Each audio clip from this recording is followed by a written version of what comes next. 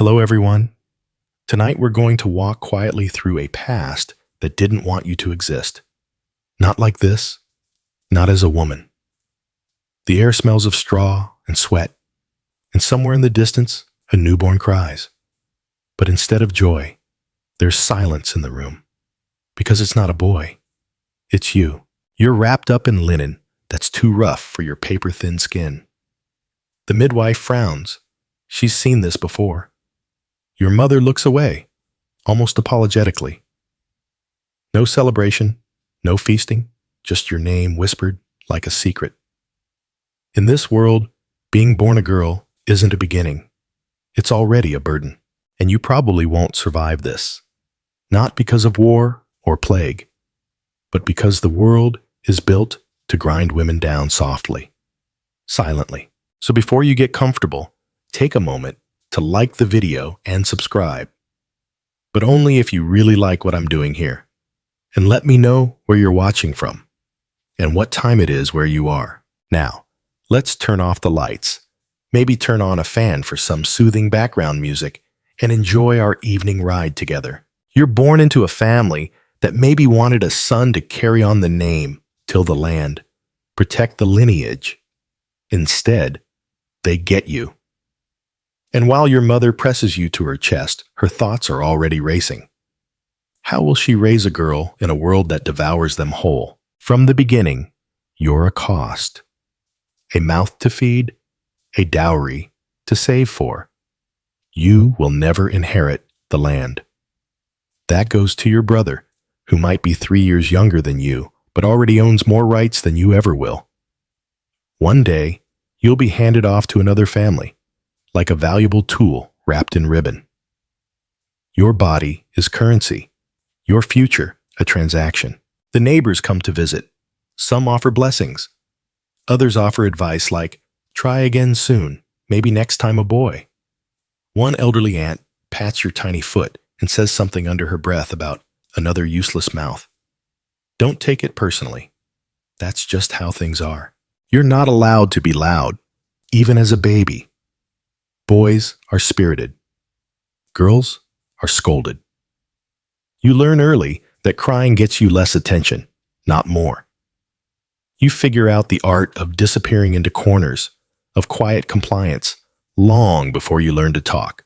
By the time you're 5, you already know how to help your mother grind grain, how to fetch water without spilling it, how to walk without attracting notice. You've seen your father shout. You've seen your mother lower her eyes. You've memorized what obedience looks like. You don't play with swords. You don't chase dogs or dig in the dirt. Those are boy things. You're given a doll, a lump of cloth with painted eyes, and told to pretend it's a baby. Practice, they say. You'll need it soon. And just when you think you understand the rules of this narrow life, something odd happens. The neighbor boy breaks his arm and gets praised for being brave. But when you fall from a tree, they scold you for climbing in the first place.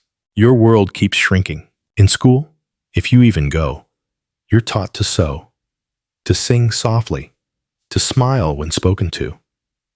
Reading, writing, that's for monks and men. You're told your brain is smaller, that thinking too much might make you barren. Historians are still debating whether this belief was widespread. But the sentiment? Oh, it's stuck like dried clay. Even if you're clever, and you probably are, there's no prize for cleverness here. Only silence. And maybe a husband who won't mind too much when you speak. The oddest part? Some girls are raised not just to accept this, but to enforce it. Your older cousin, barely 16, already calls you improper for speaking during meals. She's married now. You're not supposed to envy her, but part of you does, because at least she's escaped this house. You start to notice things, like how your mother winces when she kneels too long, or how she counts coins when she thinks no one is watching, or how she weeps, not loudly, but into her sleeves. You learn womanhood isn't a celebration.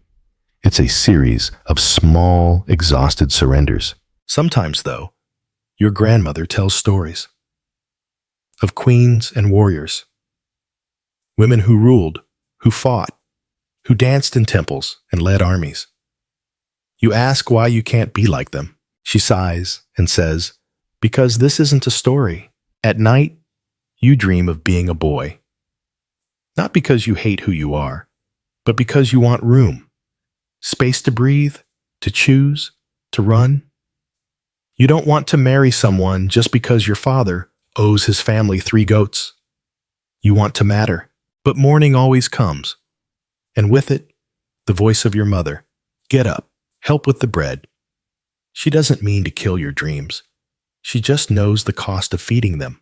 You braid your hair tightly and keep your mouth tighter. You listen more than you speak. You've already started preparing for the next chapter of your life, the one where girlhood ends and something far more complicated begins. Because soon, your body will change. And when it does, the world will too. But we're not there just yet. For now, you're just a girl. And that, in this time, is already enough to regret. By the time you're 7 or 8, your world is no longer measured in toys or laughter. It's measured in glances. How you sit, how you smile, how you carry the weight of your own silence. The village women have already begun commenting on your posture. She'll grow into a beauty, one whispers. You're standing there barefoot, holding a cracked bowl of lentils, wondering if beauty will make your life better or worse. Because here's the truth no one says out loud. Beauty is both your currency and your curse. You start to notice the way people look at your face instead of listening to your voice. You learn early on that compliments are not always kind and stares are not always safe. A visiting uncle says you have those eyes. You don't know what he means yet, but your mother's tightened lips say enough. You're still a child, but your body is already being shaped for someone else's future. Girls aren't encouraged to dream about being philosophers or poets. They're told to walk gracefully, to speak softly, to keep their thoughts tucked away like linens for a wedding day that's already creeping closer. When the boys wrestle in the yard, you're told to sweep it. When they learn letters and numbers, you're shown how to spin thread. When they break something, it's boys will be boys. But if you trip, if you spill, if you raise your voice, you're warned, who will want you like this? You're being molded, not for yourself, but for marriage. Not for knowledge, but for usefulness. No one asks if you like to draw or if you enjoy the way the rain feels. That's not important. What matters is whether you're obedient, whether you'll know when to keep quiet. You start to practice disappearing. Not physically, but emotionally. You laugh when they laugh, even when you don't get the joke. You nod when they talk politics, even though you've never been taught what a kingdom actually is. Your curiosity is replaced by mimicry.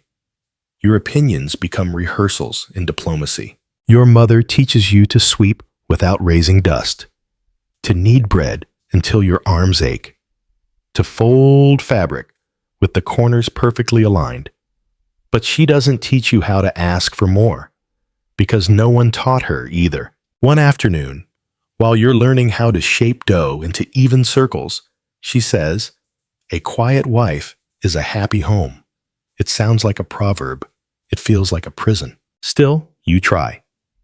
You try so hard to be good. You try to be the kind of girl your grandmother says men will respect. But even at 8 years old, you start to notice something deeply unfair. Boys don't have to be good to be loved. They can be rude, wild, loud, even lazy, and people still say, "He's got spirit." But if you're tired, or frown, or raise your voice, you're warned again. That attitude won't find you a husband. Historians are still debating whether this was truly universal across all ancient cultures. But let's be honest. The pattern is loud and repeating. The strangest part? You start believing it. You watch the pretty girls get praised even when they lie. You watch your friend Mina, who knows all the best hiding spots and tells wild stories about gods and frogs, get punished for being too bold. And slowly, you begin to shrink yourself. You change the way you laugh. You soften your footsteps. You stop climbing trees, even though it used to make you feel like a bird. You let go of anything that made you feel loud or strange or free. And in its place, you learn embroidery, tiny stitches, delicate designs, hours bent over fabric while your eyes ache and your fingers bleed. No one will ever read your words, but maybe someone will compliment your cross-stitch. You're taught the recipes that mothers pass down like magic. How much salt to hide the bitterness of spoiled lentils. How to make milk stretch across 3 meals. It's impressive, honestly, like alchemy, but you're not allowed to call it that. Alchemy is for men. Cooking is for women. You're not supposed to notice this contradiction, but you do. Still, you master the rules. You become the girl who smiles, who agrees, who never makes others uncomfortable. But you notice, deep down, that this goodness feels like a mask you can't take off. And then, there's the other kind of girl, the one the women whisper about, the one who talks back, the one whose hair is always loose. She walks past the market and people shake their heads. You hear someone call her trouble, and for one aching second, you want to be her. Because at least she looks alive, but you don't say it. You wouldn't dare. Instead, you focus on the mirror when you're lucky enough to see one. You learn to tilt your head at just the right angle, to hold your jaw so the cheekbones show. You're 8 years old and already learning your angles. Not for yourself, but for whoever will be evaluating your face like a market item in just a few years. You feel like you're being carved. Each lesson, each look, each warning, it chisels away something you might have become. And yet, there's a strange kind of power in knowing all of this, in being aware. Even if you can't change it yet, you watch, you listen, you collect the cracks in the system like pebbles in your apron pocket. Because one day, maybe, just maybe, you'll find a use for them. Your back aches, and not just from the chores. Something is changing inside you. Slowly, then all at once. You wake up one morning, maybe 12 years old, maybe a little less, and there's blood on the linen. You don't scream because you've been warned. Whispers between the older girls. A cousin with red-streaked skirts. The story of a girl who bled in public and brought shame to her whole family. You knew this day would come, but knowing doesn't make it any easier. Your mother sees the stains and gives a solemn nod. There's no celebration, no cake, just a cloth, a command to wash up, and an unspoken agreement that childhood is over. The blood isn't just blood. It's a billboard to the world that you are now available. You, who still sleep with a straw doll and chew on date pits when nervous, are suddenly expected to carry yourself like a woman. Your father avoids your eyes. The neighbor's wife gives you a knowing look. The kind that says, "Welcome to the club," and also, "I'm so sorry." There are no tampons, no pads, just rags you wash secretly and dry in corners. If anyone sees them, you'll be humiliated. In some towns, girls are sent to separate huts during their cycle. Unclean, they say. In other places, you're just expected to hide it, to pretend your body isn't doing what it's doing. And you probably won't survive this. Not because of the blood, but because of what it now means. Now you're marriageable. You haven't even figured out how to control the shaking in your hands during your period. But there are whispers already, about suitors, about dowries, about whether your hips look wide enough. You're an open contract waiting for signatures. You begin to feel your body as something separate from yourself. A thing being watched, a thing being judged. The same eyes that once looked at you fondly Now look with calculation. Men appraise you like livestock. Women appraise you like a cake they baked for someone else. And if you show the slightest rebellion, if you slouch, if you don't smile, they'll say you're ruining your chances. You want to disappear. But instead, you grow breasts. Your clothes get tighter. Not because you're trying to seduce. Good heavens, no. But because you're simply growing. And suddenly, that's your fault too. If you catch a glance from the baker's son, it's your responsibility to look away. If an older man lingers too long with his stare, you're told to dress more modestly. Historians are still debating whether puberty rites in ancient societies were empowering or oppressive. But in your case, it feels like a curse wrapped in rituals you don't understand. You walk differently now, not because you want to, but because people make you. Your steps shorten. Your eyes drop. You fold your arms over your chest without even realizing it. Everything feels watched. Everything feels like a test. And just when you think the blood was the worst part, someone tells you about childbirth. It's not whispered, it's warned. You hear about a girl from 3 farms away, 15 years old, who bled for 3 days after giving birth and never woke up again. You hear about breech babies, about fever, about bodies torn in two. You learn that dying in childbirth is so common, some cultures build tombs for women the moment they get married. You realize that this blood is only the beginning. And there's more to come. Oddest of all, the other girls start talking about it like a badge. I got mine last year, one says, like she's grown a second head and is proud of it. I'm betrothed now. She shows you a silver ring. It doesn't look like freedom. Sometimes, you catch yourself wondering if the blood could stop. If you could rewind. If you could go back to tree climbing and secret songs. But no, your body has made its decision.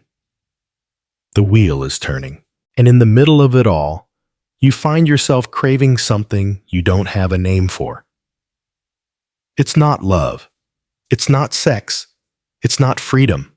It's just a pause. A moment to breathe without anyone watching you. A moment to be a person, not a project. But that moment never comes. Instead, the elders start speaking about modesty, about protecting your reputation. One slip of the tongue, one smile at the wrong boy, and you're ruined. Not just embarrassed, ruined. You become unfit for marriage, a disgrace, a disappointment. And the strangest part? None of this was your choice. Your body changed because it was supposed to. But the world changed around it because it wanted to control you. You feel like a house that was yours once. But now, people keep rearranging the furniture without asking. At night, you try to sleep. But your thoughts keep looping. Am I good enough? Did I walk too close to the men? Did someone see my cloth drying? You used to dream of dancing in the fields. Now, you dream of hiding in them. The blood comes again the next month. And the one after that. Like clockwork. Like a reminder.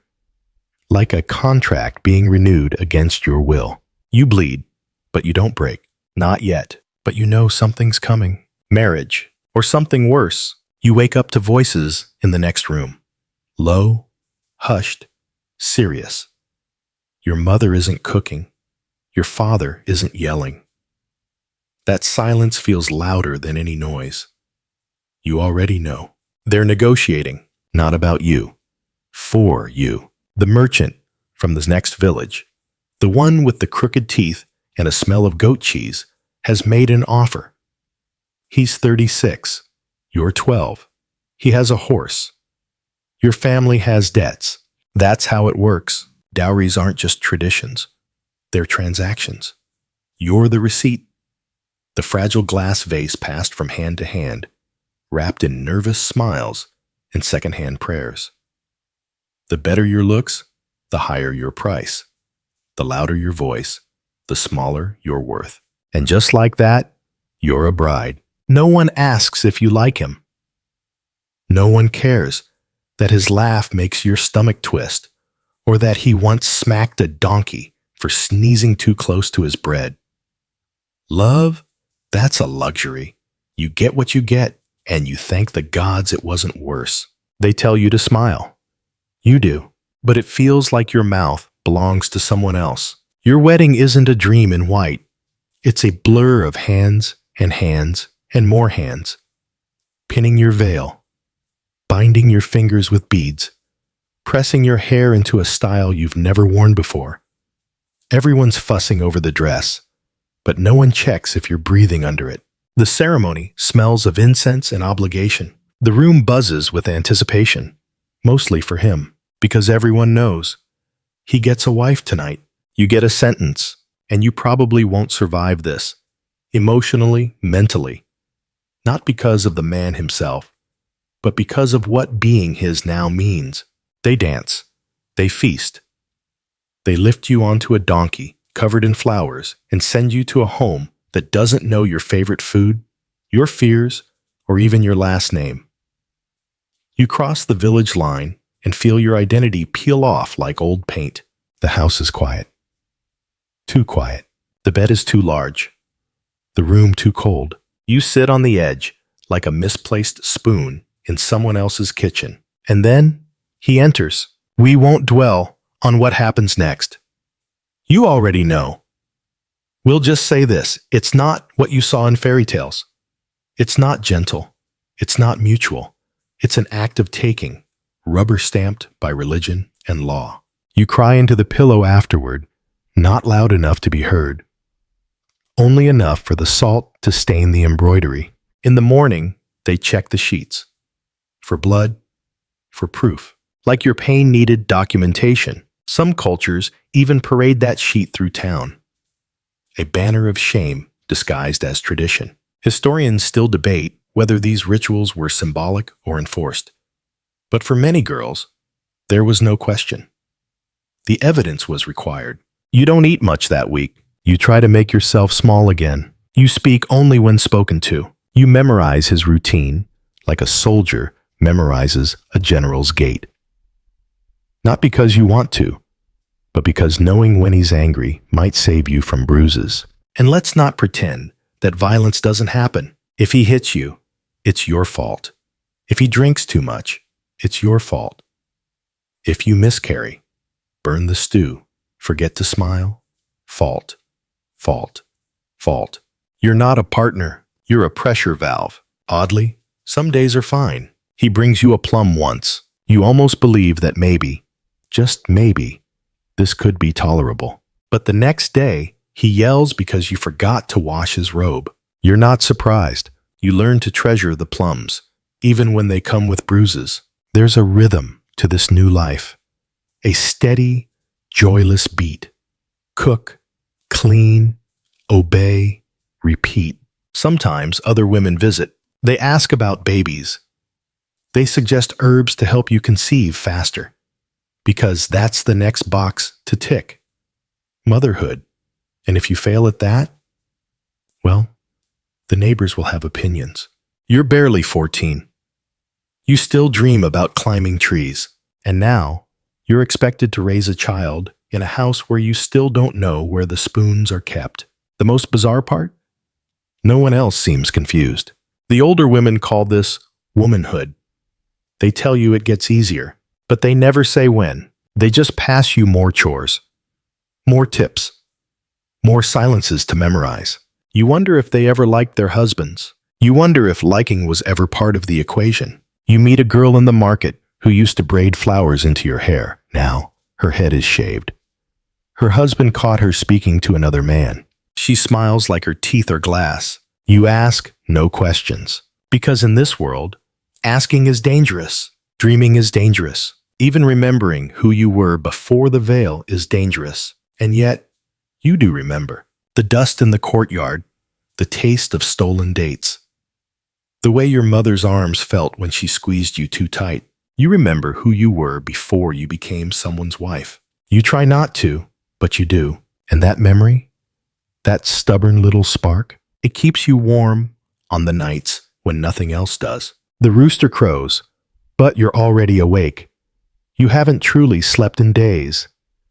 Your hands move without thinking, kneading dough, sweeping ash, fetching water, like a puppet with no strings left. The morning chill bites through the linen on your shoulders, but you've learned to ignore discomfort.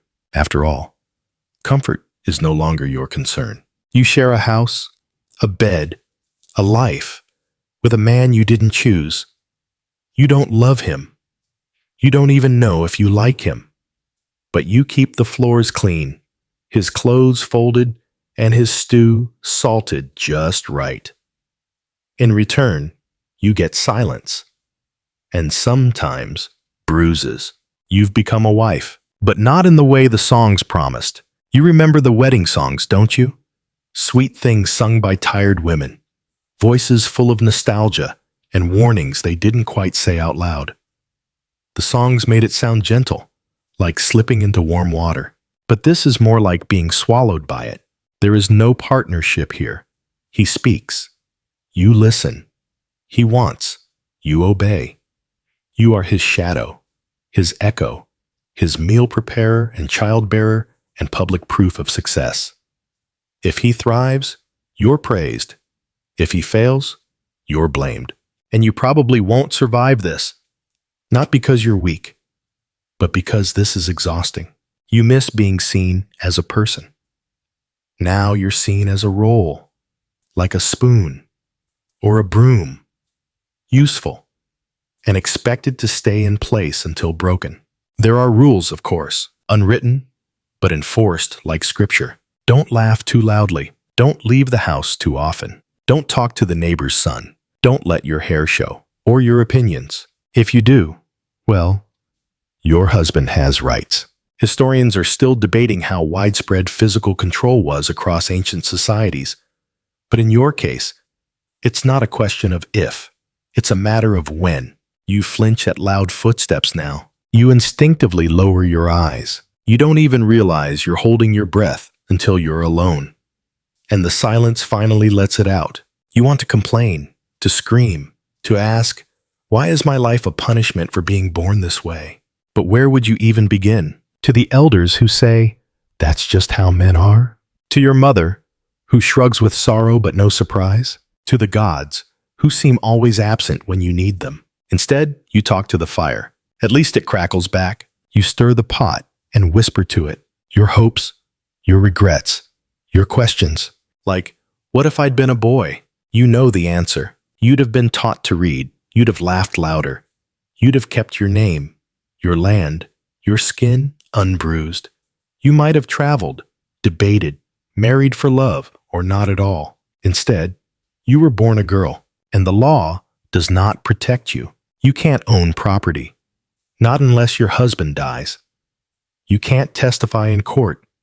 Your word is worth half of a man's, if anything. If you're hurt, it's family business. If you speak out, you're shamed.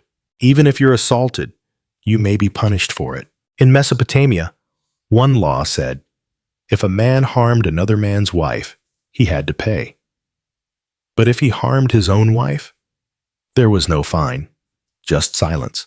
And that silence echoes through your walls, through your days, through your ribs. It's not just laws, it's customs. If he dies, and you have no son, you may be passed to his brother like furniture. Levirate marriage, they call it. You might become your brother-in-law's wife, whether he wants you or not, whether you want him or not. You thought marriage was the end of the tunnel. It's just another hallway. Sometimes, though, you find your moments. When he's gone hunting, or gambling, or asleep.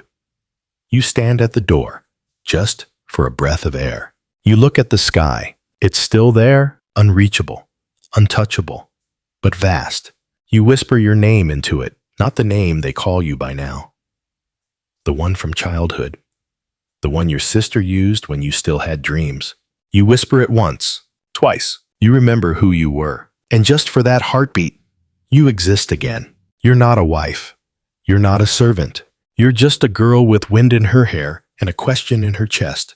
What if? What if this wasn't it? What if there's more? The thought is dangerous, rebellious, treasonous, but it's yours, and no one can take it from you. So, you hide it behind your eyes, behind your stitched smiles, behind the perfect stew and silent obedience.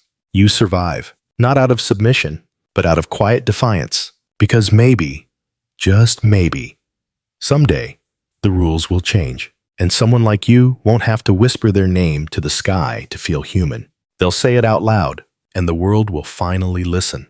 You miss a period. You try not to panic, but your body already knows. There's a heaviness in your chest, a clumsiness in your step. The morning nausea creeps in before the sunrise, and just like that, you're not just a wife anymore. You're a mother, or at least a vessel, because that's how they see you now. They don't ask how you feel. They ask what you've eaten. They ask if it will be a boy. They ask how soon you can still work the loom. They pat your belly like it's public property. You smile and nod and try not to fall apart. You're 14, maybe 15, and you probably won't survive this because childbirth is not romantic. It's Russian roulette with herbs and guesswork. There are no ultrasounds, no sterile gloves, no epidurals, just midwives and murmurs and gods you hope are listening. You whisper prayers before bed, not for a healthy baby, though of course you want that too, but for your own survival. You've seen what happens when women bleed too long, when the child doesn't come, when the baby is born breech or silent or too early. They wrap the body quickly. They say it's in the God's hands. But the mother? They bury her next to the firewood, or worse, they forget her name. Historians estimate maternal mortality in some ancient societies reached up to 1 in 10 per birth.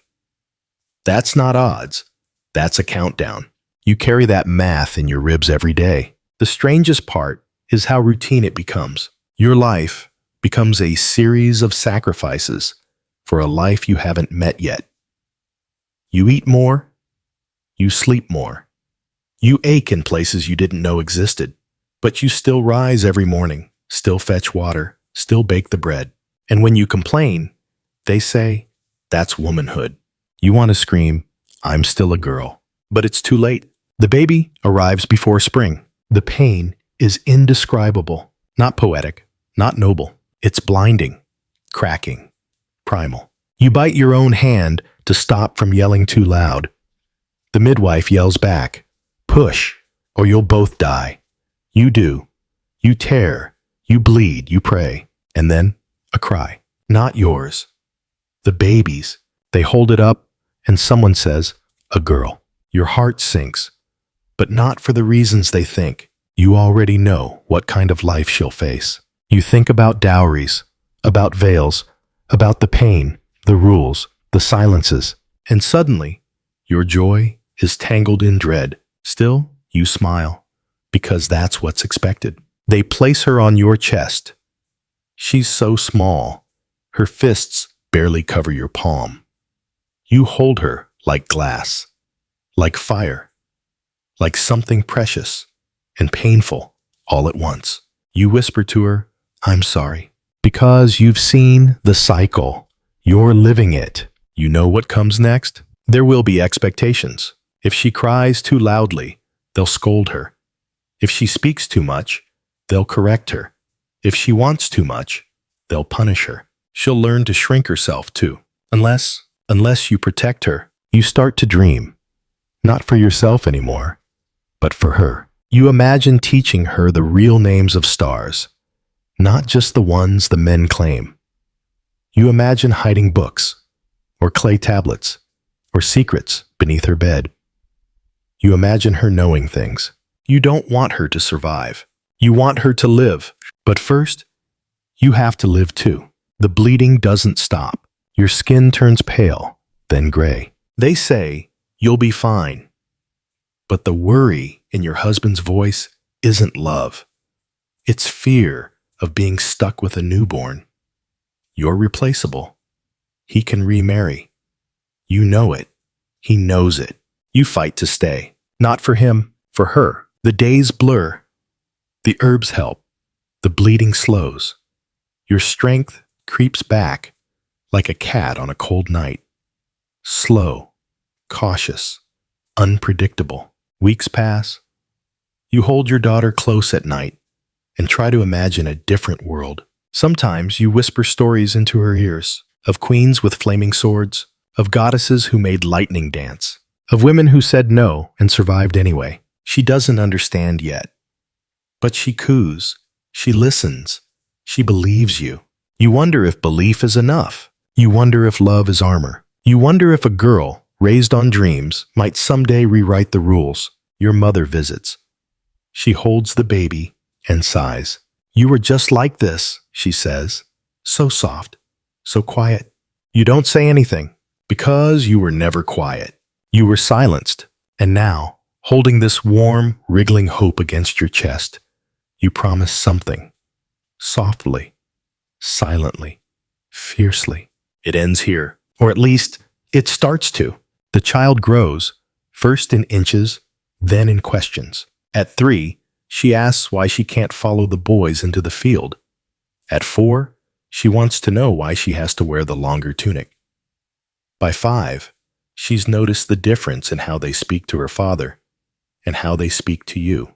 You feel the answers curl on your tongue like smoke, but you swallow them down. You want to protect her curiosity like it's the last egg in the basket, but you also know the world cracks eggs without asking. So you say what you must, because that's how it is.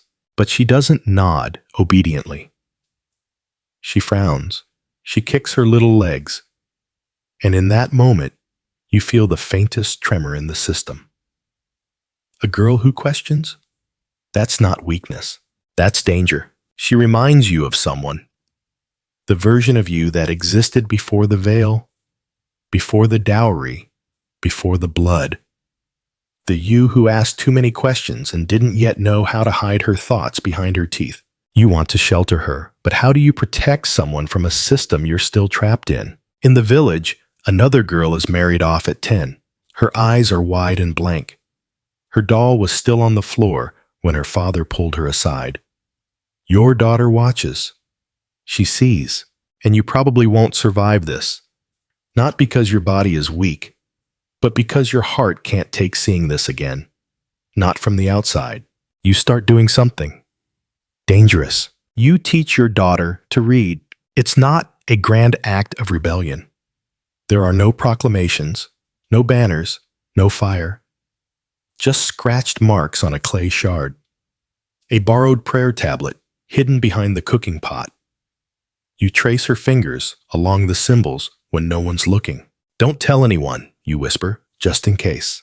She giggles. Is it magic? You nod. Because yes, it is. It's power. It's protection. It's hers. You begin to feed her little scraps of forbidden knowledge. Star names, plant uses, stories of women who led armies or defied gods. You don't know all the details. You were never allowed to learn. But you remember enough to plant the seeds. Still, even magic has limits. When she reaches 9, the comments begin. She's getting tall, the butcher says. Strong hips, your neighbor mutters. You feel your throat tighten. You see it coming. The same way storm clouds gather. Slow, then all at once. You argue with your husband for the first time in years. She's too young. She'll learn, he says. She's a child. She's a girl, he says, as if that explains everything. And in a way, it does. You remember what happened to you, what's expected to happen to her. You go to the temple and kneel, not to pray for a husband, not to pray for obedience or fertility. You pray for time, just time. But the gods don't answer. They never do. The temple is filled with the smell of oil, crushed flowers, incense.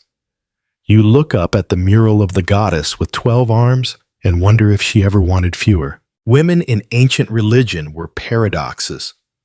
You were the earth and the impurity, the mother and the curse, the goddess and the stain. You could be holy, but never in your own name. Some were priestesses, yes, but often cloistered, controlled, childless by decree.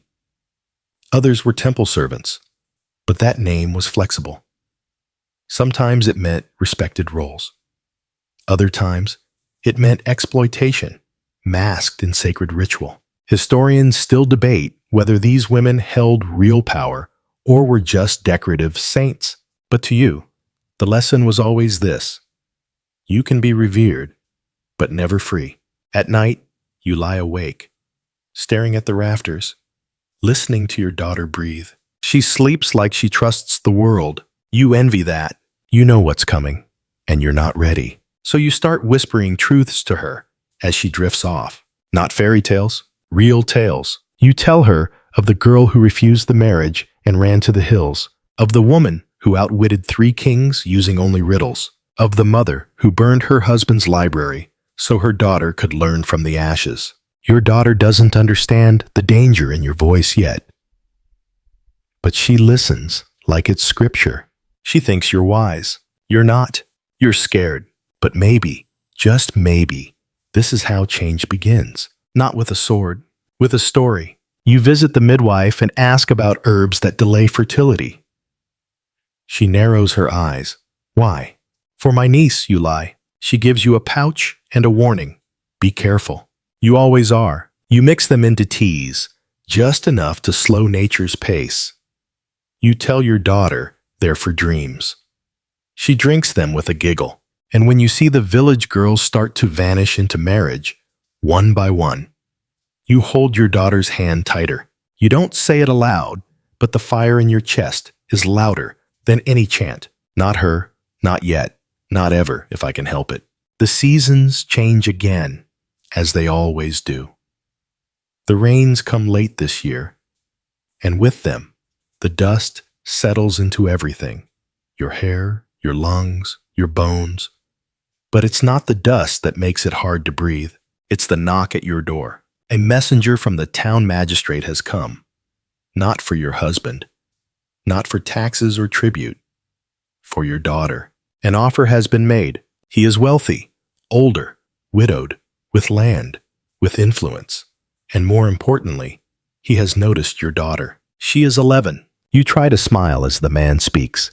Try to seem grateful for such attention. But inside, your stomach turns. Your husband accepts the scroll with both hands. He does not ask your opinion.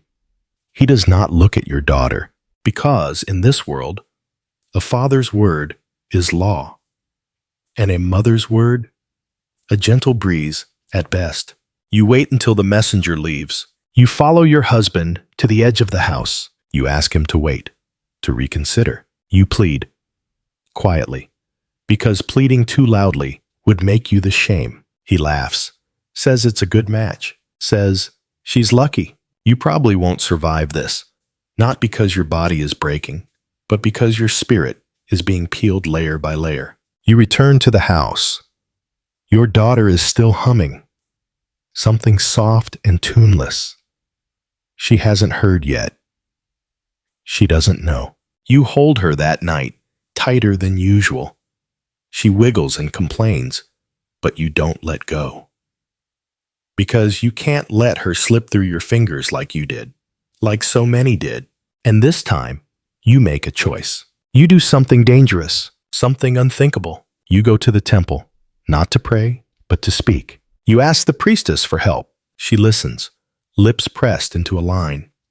She is one of the rare women who holds a sliver of power in this city, but it's a brittle kind. The kind wrapped in ritual and rules.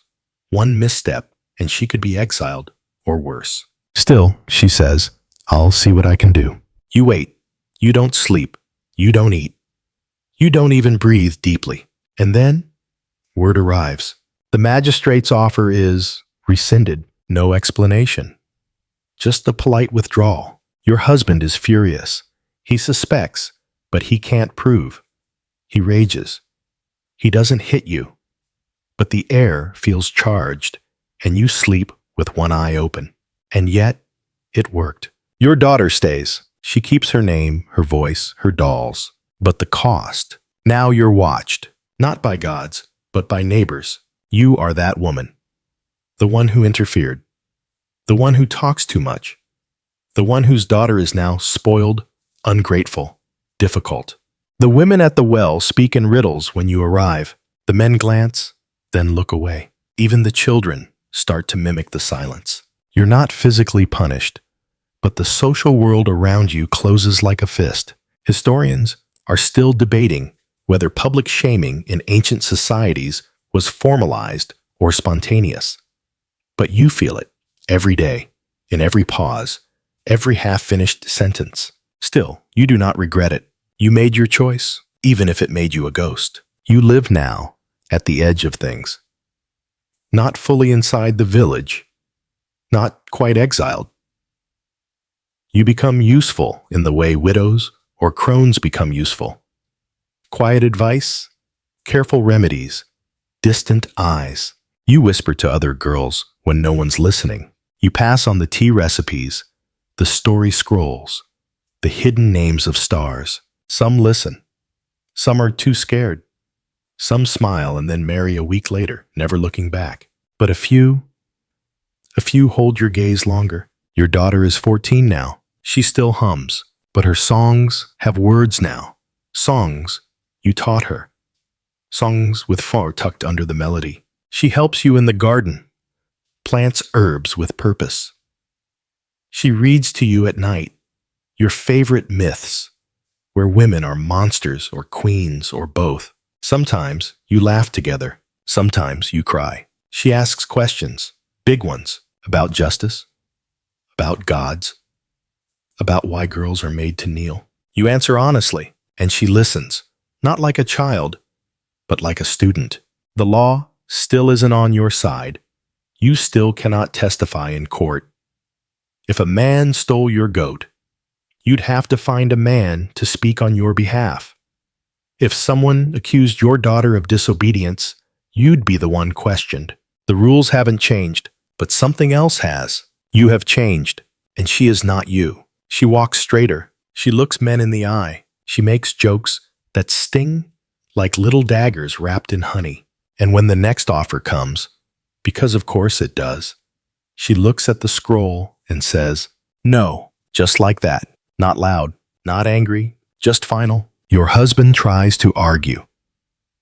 She listens. And then she walks away. It's not a revolution, but it's enough. Enough to make your breath catch. Enough to make you think, maybe she'll survive what I couldn't. Or maybe, just maybe, she'll do more than survive. She'll live. Your daughter stands taller now, not because the world is kinder, but because she no longer bends for it. You watch her carry a basket through the village, and something shifts in the air. The other women don't speak over her anymore. The boys who used to throw stones now avoid her eyes. Even your husband, once quick to bark, chooses silence when she enters the room. It isn't magic. It's posture. It's presence. It's the way she learned to carry herself, not just the water jar. She is 17, and she is, against all odds, unmarried. A miracle, a scandal, a mystery, a problem. They call her too proud, too opinionated, too unmanageable. They say, what will become of her? You smile, lips pressed just tight enough to hide the answer. Whatever she wants. But things aren't perfect, not by far. When the crops fail one summer and food is scarce, you hear the whispers start again. If she had a husband, maybe there'd be help. If you hadn't interfered, there'd be one less mouth to feed. And you probably won't survive this. Not in the literal sense, but in the aching truth of realizing that no matter what you do, you're always too much, too little, or too late. That's what being a woman means here. To be the workhorse and the scapegoat, the cook and the witch, the miracle and the mistake. You teach your daughter how to hear those voices and not let them settle in her bones. People will talk, you tell her, but they can't make your choices. She raises an eyebrow and says, but they'll try. You both laugh. It's not a happy laugh, but it's yours. As she grows, she begins to gather others. A girl from down the road, Once bruised, now brave. A widow who never remarried and knows every healing route within 5 miles. A shepherd's daughter who writes stories in the dirt with a stick. They come to your house in the evenings. Not often, not loudly, but steadily. They share things. Recipes, remedies, rumors. They share secrets. You see a circle forming, slowly, like the moon rising behind thin clouds. It's not rebellion, not yet. It's refuge, and it's enough. Your daughter builds her own world inside this one. A quieter world, a smarter one. Not perfect, but hers. And when the magistrate passes new taxes, targeting widows and unmarried women, your daughter organizes a barter chain. No one starves that winter. Historians are still debating how much informal leadership women held in ancient villages, especially in domestic and community care. But if they had eyes here, they'd know. It was always the women holding the net beneath the falling pieces. Sometimes, boys from neighboring towns come to meet your daughter. She meets them with courtesy, but never curiosity. She's polite and firm. "I'm not a cow," she says once, when one tries to evaluate her arms. He doesn't come back. Your husband sighs a lot these days. He's older now, slower, softer, in that strange way aging men become. Not kinder, but quieter, as if regret is its own gravity. You still do the chores, still knead the bread, still sweep the dust from corners no one else sees. But now, you also sit. You sit with your daughter by the fire. You sip bitter tea together.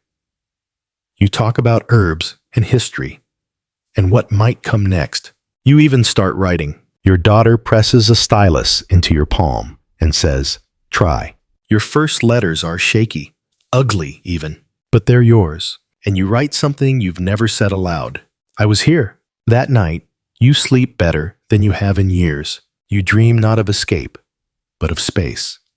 Room to breathe, to exist, to remember. Not as a wife, not as a mother, but as a woman with a name, a mind, a voice. One afternoon, your daughter reads aloud a poem she wrote.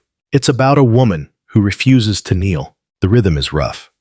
The ending is strange, but the room falls silent. Even the fire seems to lean in. She folds the tablet and says, "It's for you." You want to cry, but instead you say, "It's perfect." Because it is. In a world that still forgets your name, your story now lives on in her voice. And somehow, that is enough. Time no longer moves in seasons. It moves in aches. Your knees complain before the rain. Your back tightens when you stand too long. Even your fingers seem to whisper of all the dough they've kneaded, the water they've hauled, the stories they've hushed. You've grown old, but not forgotten, not invisible, because now your house is never empty. Your daughter's circle has become something more. The girls who once sat by your fire now sit at your table. They bring with them questions, stories, bruises, and hope. They call you mother, even the ones not born of your womb. You never asked for this role, but you accept it because they need a mirror to see what survival looks like. And you, somehow, impossibly, are still standing. You probably won't survive this, not because you're afraid, but because you've never lived this long before, with so much to lose. You remember the girls who didn't make it. Your cousin Mina, sold at 12, gone by 13. The girl who bled out in childbirth behind the granary. The one whose father decided her silence meant consent. You carry them all in your spine. You whisper their names when you stir the lentils. You write their initials in the margins of old tablets. You remember because no one else will. Historians will never know these women, but you do, and that matters. One evening, your daughter brings you something wrapped in linen. You unwrap it slowly, expecting food or herbs. It's a tablet, carved, carefully inked. On it, your story. Your story from birth to now. Not perfect, not complete, but yours. She looks at you and says, "The others want to write theirs too." You press the tablet to your chest and exhale like it's the first time in years you've truly let the air out. Not just because she remembered, but because she listened. Later that night, she lights a small clay lamp beside your bed. The shadows flicker across the wall in the shape of moving leaves. You ask her to tell you a story. She does. It's about a girl who was born into a world that didn't want her, who learned to stay quiet, to disappear, to obey. But one day, she chose to remember her name. And because she did, other girls did too. The story ends in a garden where no one is sold, no one is traded, no one is shamed for being born soft or strong or both. You close your eyes before she finishes, but not because you're drifting into sleep. It's because, for once, the future doesn't terrify you. You think, maybe she won't need to fight the same battles. Maybe she'll fight new ones, better ones. Maybe the world she inherits will ask her what she thinks before telling her who to be. The next morning, you don't rise with the sun. Your breath is soft, slower. Your hands are still warm, but unmoving. Your daughter sits by your side. She doesn't cry, not yet. She just holds your fingers, traces the small scars there, and says, "Thank you." And the world outside continues, but differently now, because you lived, not as perfectly as the statues, not as loudly as the kings, but you lived, fully, regretfully, bravely, and in the quiet, you left behind something stronger than blood, a voice, a name, a path. Your daughter steps into it and walks forward. So, as we end tonight's quiet journey, let yourself drift through the winding, worn paths we walk together. You were born into a world that sighed at your arrival, a place that measured your value in silence and obedience. From the moment you opened your eyes, the world told you what you could not do, what you must not say, and who you must become. You felt the sharp edge of expectations before your first bleeding. You endured a marriage you did not choose, gave your body over to childbirth before you understood its shape, and navigated laws and customs that were never written with your name in mind. You learned to survive by shrinking. But even then, quiet as you were, you noticed. You remembered. You began to whisper stories, then teach them, then live them. And through it all, a daughter watched you. She watched you bend, but not break. She watched you cry, but not vanish. And eventually, she did what you never could. She said no. She chose differently. And because of that, a door opened.